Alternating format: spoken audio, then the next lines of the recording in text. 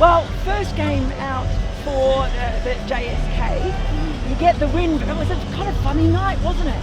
Yeah, it was, a little bit of on and off, a bit of drizzle here and there.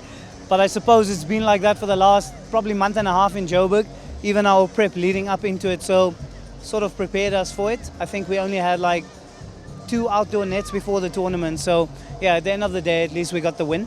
Yeah. It was a brilliant start by the bowlers in general, and then they had that 7th wicket partnership. But did you still feel all the way along that it would be a comfortable chase, or were conditions always going to make it tricky? Yeah, look, obviously the Wanderers is known, for the ball to nip around and stuff if it is doing a little bit, so it's good for the seamers. But I think we had enough in the bank early on in the innings. So, at the back end, it's a tough job for bowlers to do. You always want to go for less runs, but it's a job where on certain days, you can pick up 2 or 3 wickets very quickly. On other days, you can travel. So, that's part and parcel of it.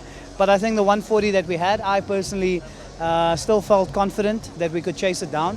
And yeah.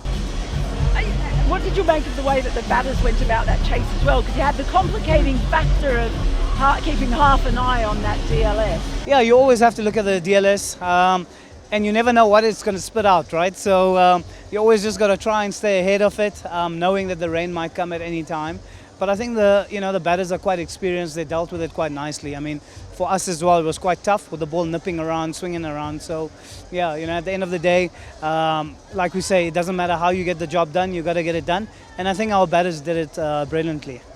It was obviously a difficult night for the batters, but how difficult are those conditions for bowlers like yourself? Yeah, look, I don't feel sorry for batters at all, because most of the times bowlers are the ones that are bowling on flat wickets, small boundaries. Even today, one side was short, and I think it's going to be like that throughout the whole SA20. So, if they've got to work a little bit harder every now and then, I have zero sympathy for them. So, yeah, as a bowler, obviously it's tough with a greasy ball, but you got to give us something sometimes. So yeah, I'm waiting for some spinning wickets as well.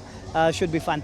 Do you think you're going to get any spinning wickets up here though? Probably not here and at Super Sport Park, but hopefully some of the away games we get some balls turning.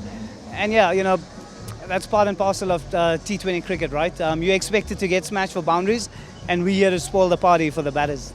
And how are you feeling about the switch from Pal to Joburg? Look, really happy, of course. I'm a Joburg boy. So in a way, it's a home franchise for me, and I suppose the Super Kings franchise as a whole.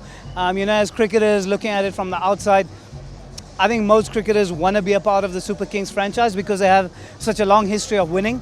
Not just the South African franchise, obviously IPL and all around the world. So being part of the Super Kings franchise for finally, it's a nice feeling. You always think, why does this franchise do well? And being in the change room, you realize. They keep things simple, and a lot of support is given to the players behind the scenes. And, as a player, that's all you want. You want to feel supported, you want the, support behind the scenes, and, the results will come. And as a boy coming home, did you feel that from the crowd tonight? Yeah, definitely. South Africans are not really known for chanting and stuff, but it was such a great experience. People that turned up, chanting players' names and whistling for the team. So yeah, I think the only other time I've experienced this atmosphere here is when we play international games. So the SA20, obviously we've had great crowds the first 2 seasons, and this season is no different. So credit to all the people that turned up, even with the weather being the way it was. So yeah, as a player, that really pumps us up, and I hope for the rest of the games as well, people turn up and support the team.